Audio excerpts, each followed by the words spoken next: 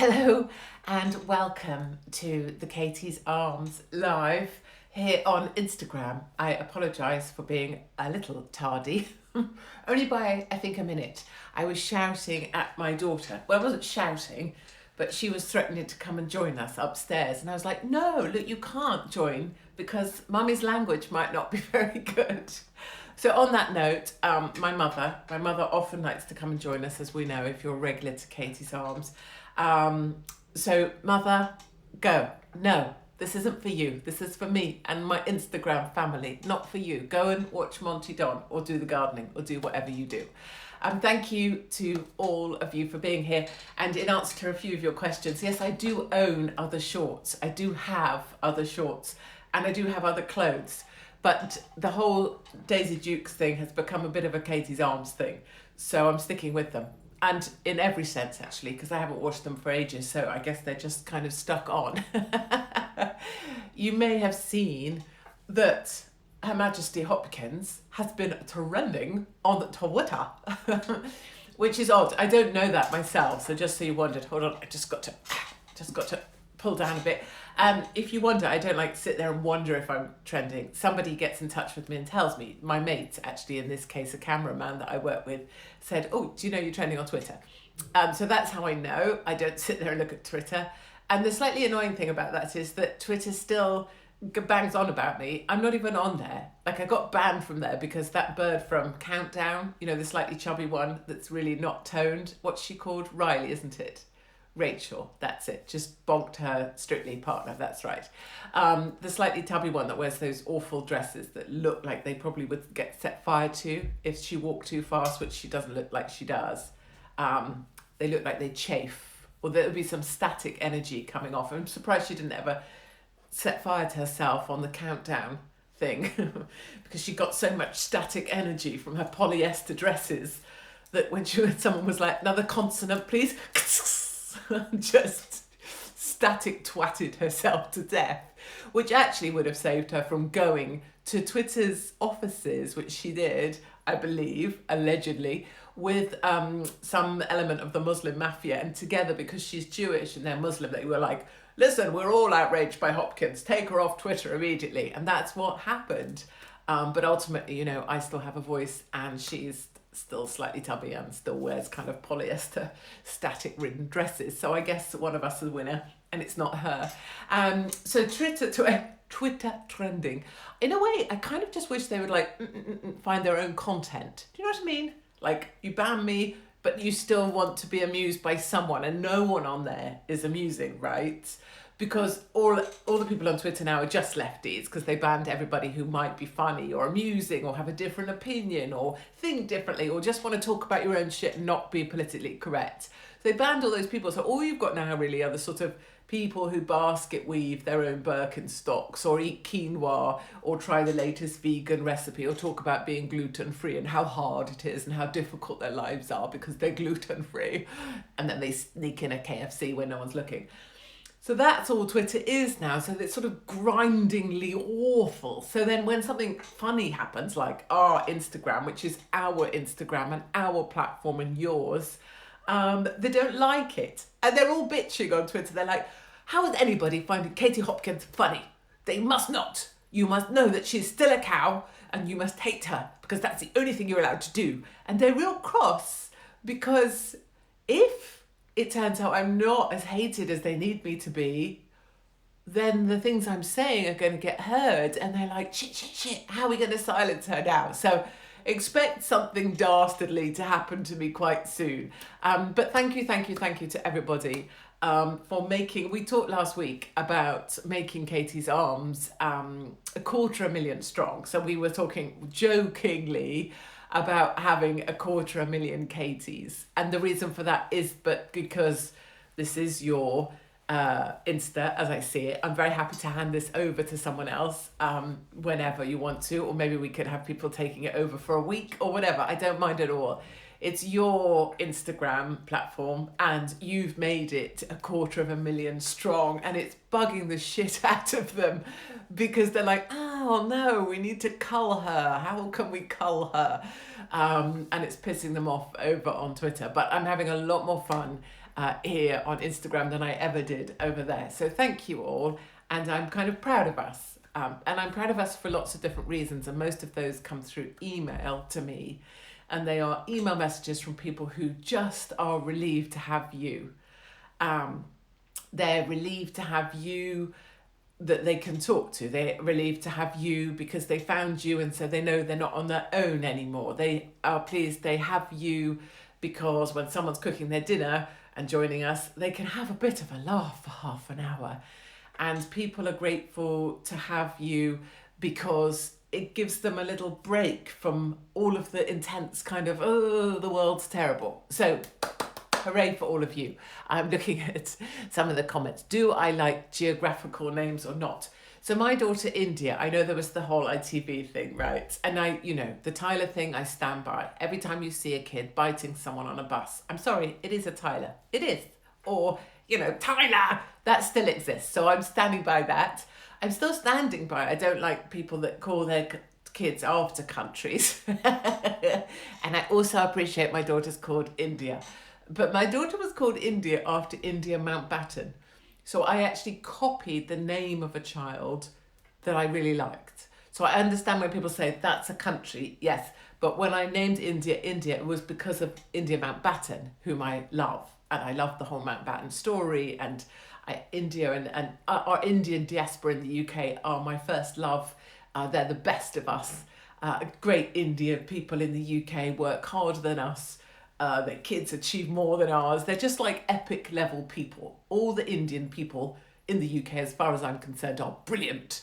And I love them all very, very deeply indeed. And it's why I was there trying to clean up the Indian embassy in London when it got messed up and nobody would go and clean it. Things like that. That stuff matters to me. Right. I have received this very, very, very, very important letter and I wanted to share it with you. Do take this seriously, for God's sake. Katie, we're writing to you again. Notice the word again. We're writing to you again. Hold on. As our records show, you are at high risk, oh my God, of getting seriously unwell. Not just unwell, but seriously unwell from COVID-19. I wonder which variant they think I might get unwell from, but I've not had any vaccines. Ooh, would you believe it? We strongly encourage you to have the vaccine to protect myself and those around me. Well, I don't have many people around me because frankly, everybody else can piss off, especially given the variants of the virus that are in circulation. Do they mean the Delta Plus? Like the always plus? Plus. What are they going to call the next one? I'm at high risk of complications due to a combination of factors like my age, my gender and my ethnicity. Are they inferring that because I'm old, I'm at very, very high risk? Well, frankly, NHS COVID Nazis, you can stick your letter up your arse, you can stick your vaccine up your arse sideways, and I won't be having any of that. And stop wasting bloody taxpayers' money sending this shit to me and everybody else that you're trying to bully into having this cretinous jab. Lovely if you want to have one. Brilliant. Well done, you. Darlings, great. I love it. Marvellous. That's fab. Don't be harassing me in my own home, trying to tell me that I'm going to be seriously ill. I've done seriously ill for bigger reasons than just some sort of seasonal flu. I think I'm going to be just fine. And if not, old age never appealed anyway, darlings. I don't want to be doubly incontinent. I don't want my children to have to look after me. Index for me, 50? Don't mind. It's been a big life already. Look, people say, why does she look so old? Maybe it's in her genes. Maybe it's because she smokes. No, it's because I've lived a hard life. I'm going to address a few things regarding shagging in fields and Matt Hancock. I want to be very, very clear that I have not done Hancock in a field. So let's just be very clear about that. It's important to me that we all know that. Matt Hancock, let's go there first and let's go to fields and me second.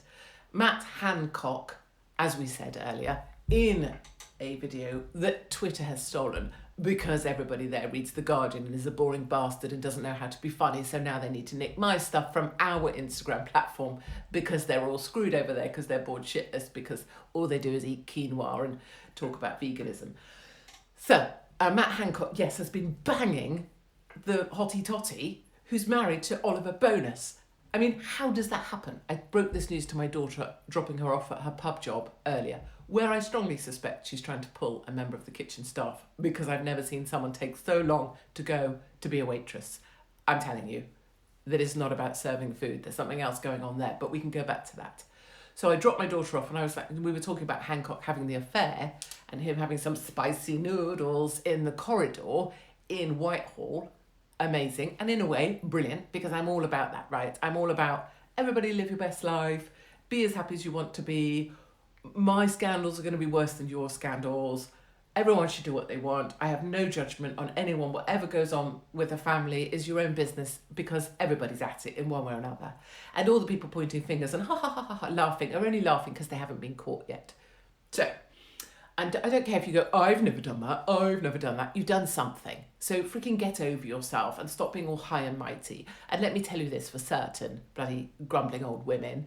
When you stand too high up on your moral high ground, when you think you're preaching with your freaking Bowden outfit on, when I look up, I can see you're not wearing any underwear. Okay, so let's not all pretend to be perfect. I'm probably the least perfect of all of us. I'm the most damaged. I'm the most, I've done the most naughty things, but I love them all deeply, like I love my children, or maybe more than I love my children. Dropping my child off, we were explaining who Matt Hancock had been banging. And I'm like, no. She's really hot. She's got grey hair. And she, how do we say her name? I did look this up earlier. Anyway, however, maybe Matt doesn't say her name either. He probably just calls her Babe. So she's married to Oliver Bonus from the high street, where they sell really, really good earrings.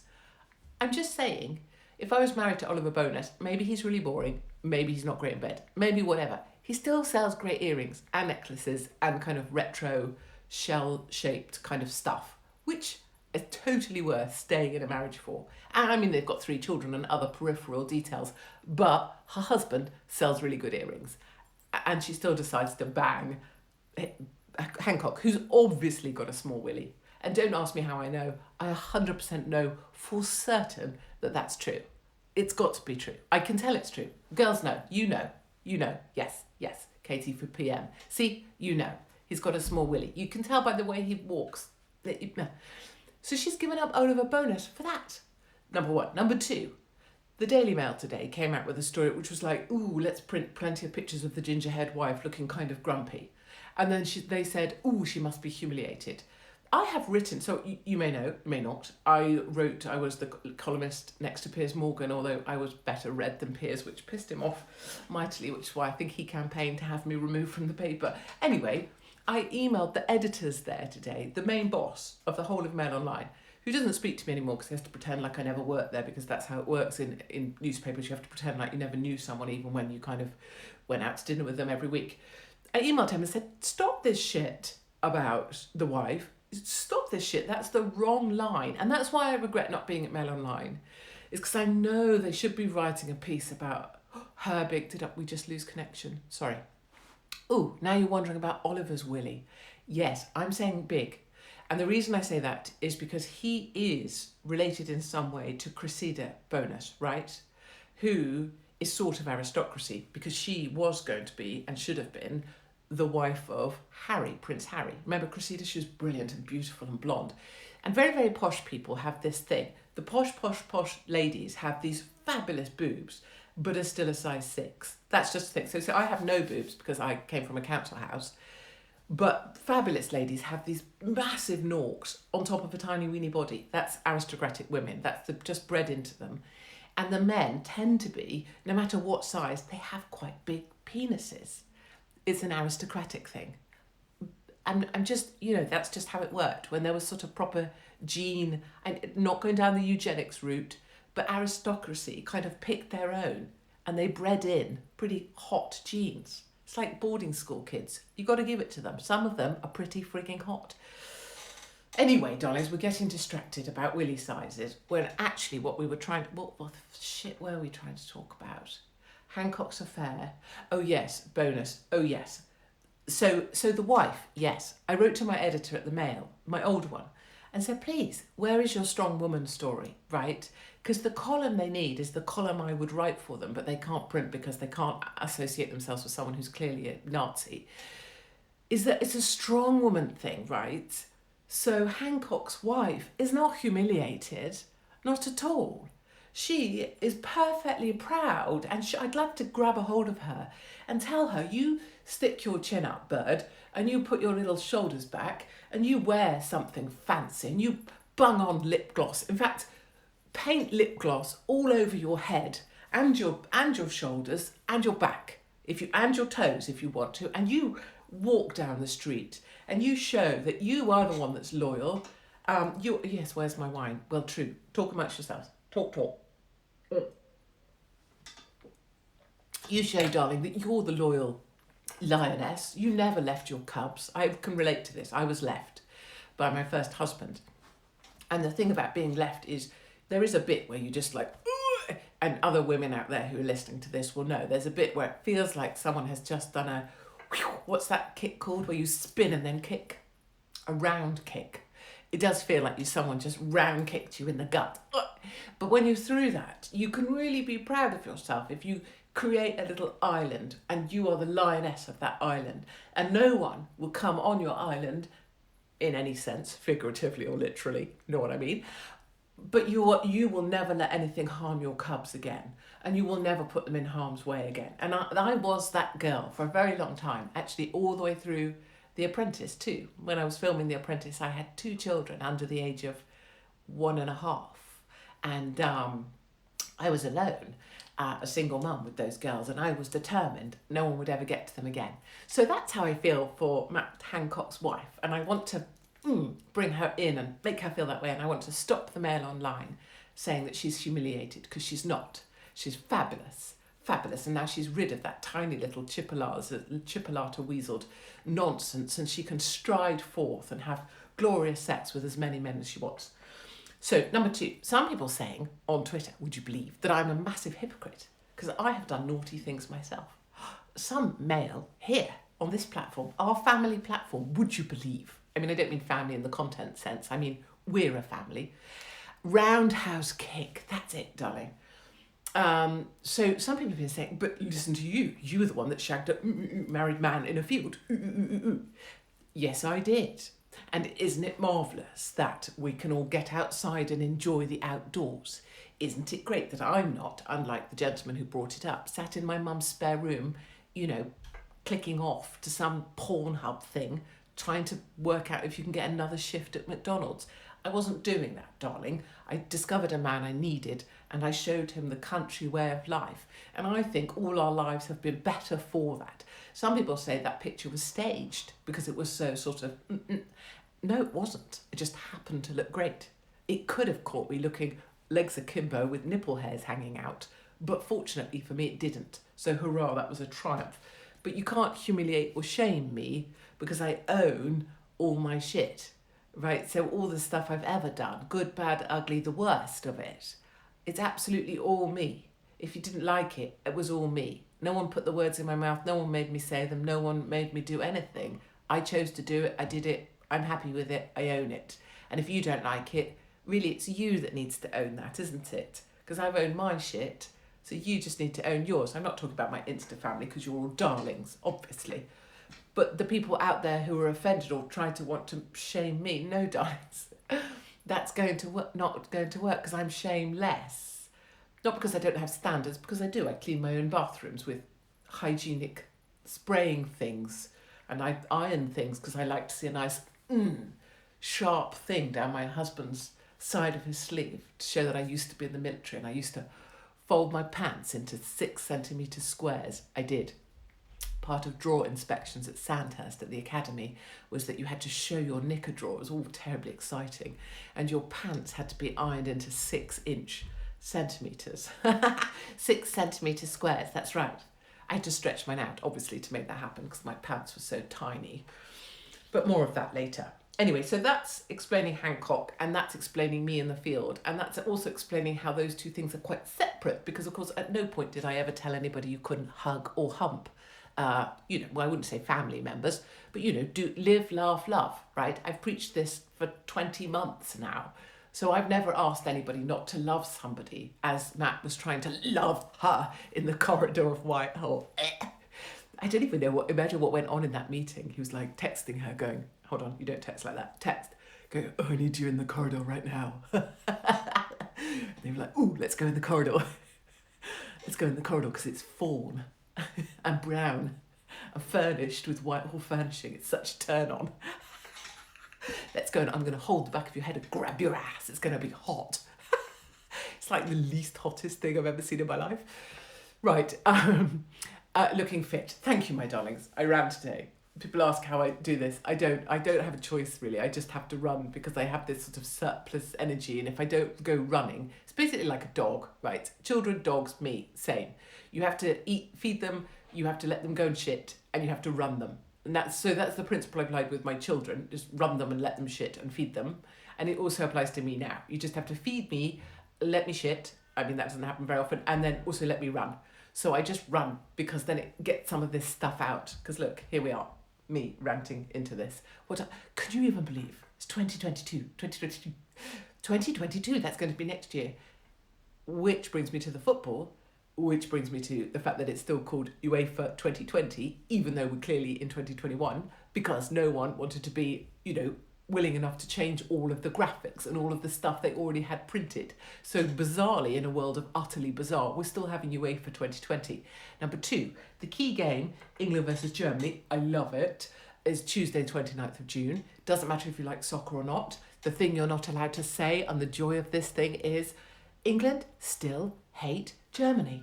We're not allowed to say it. We're not allowed to talk about the war. We're not allowed to talk about 2 world wars. We're not allowed to mention the fact that in British eyes, there's only ever been 1 World Cup. I mean, I hate Germans for other reasons. I don't like Angela Merkel. We know that. She looks like she could kill both her parents in the night with an ice pick and still turn up to the EU at 7 a.m. in a pantsuit to discuss fisheries policy. And she's ginger. For all those reasons. And she said we're not allowed to travel to countries, and she wants us to go into quarantine. I don't think she's ever had sex in her life. All those reasons are reasons I don't like German people. Also, German people love rules. Who loves rules? Nobody should love rules.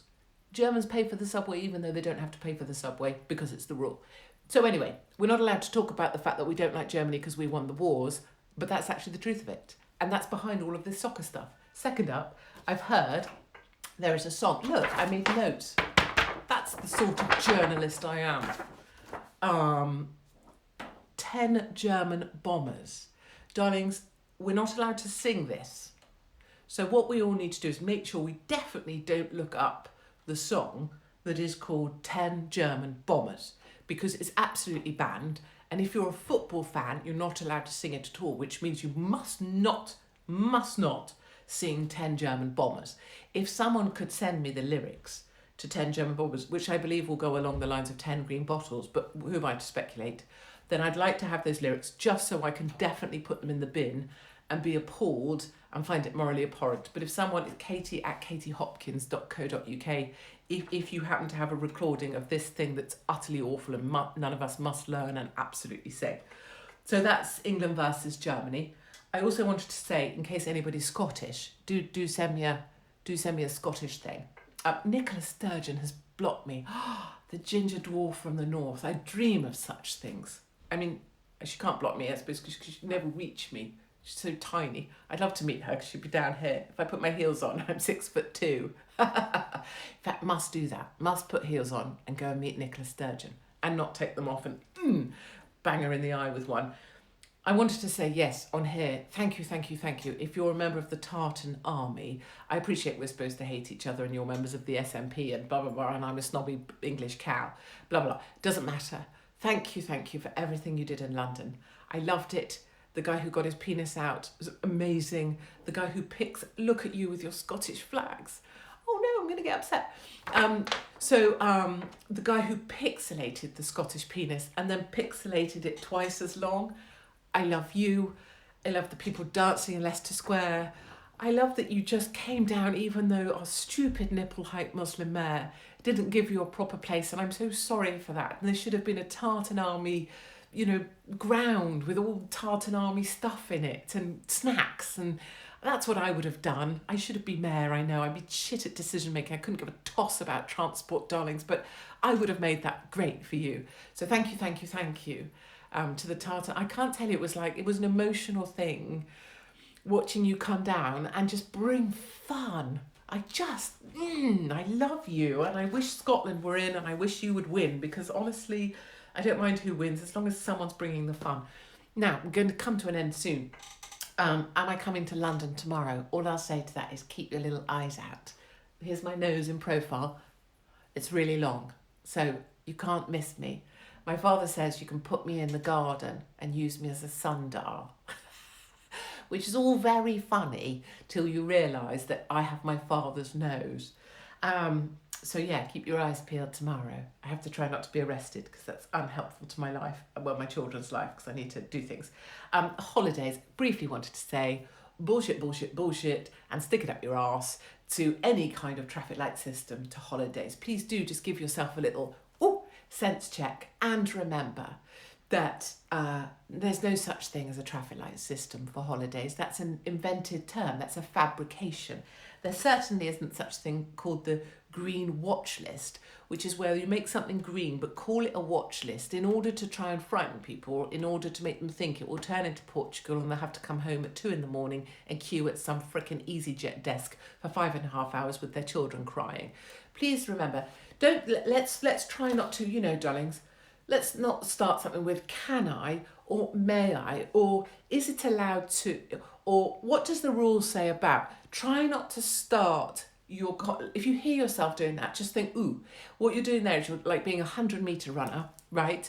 But you're starting behind the starting blocks, right? You're starting back where the people keep their tracksuits, in those bucket things when they're warming up and doing that.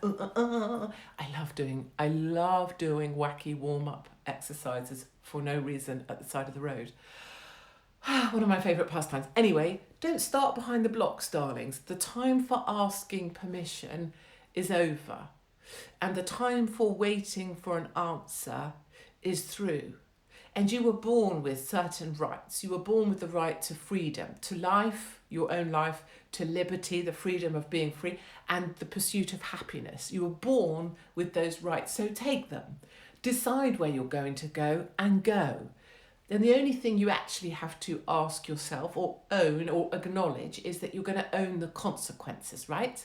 So it's like me banging someone in a field. I didn't think about it at the time, but after, I have to own the consequences of that and then still be okay with myself. And that's all right. And it doesn't matter if you did something really naughty, because you know what? Going to Spain isn't very naughty. Going to Ibiza, well, could be quite naughty, I hope so, isn't very naughty. You didn't kill someone, you didn't steal from someone, you didn't wish someone ill or harm, you didn't push someone off their bike, you didn't tell a fat person that they're ugly. I mean, I've done that in the past. So, I've done naughtier things, darlings. Remember who you are. Remember what you are.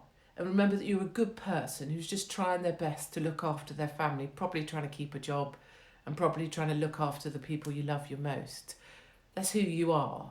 Just remember that. And don't let anybody else tell you what to do or how to live your life. Okay, my darlings, there we are. That turned into a bit of a pep talk, didn't it? But that's how I feel. So I hope to see you maybe tomorrow. And if I don't see you, I'll see you back here at the Katie's Arms. Thanks again for making this 250,000 Katies. We march forth, my darlings, and we're stronger together. Please know that you're never alone. And please know for certain, you can take it from me as read, Matthew Hancock has got a very, very tiny penis indeed.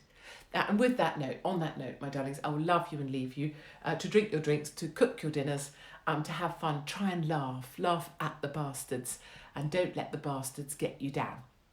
And I will see you another time somewhere else.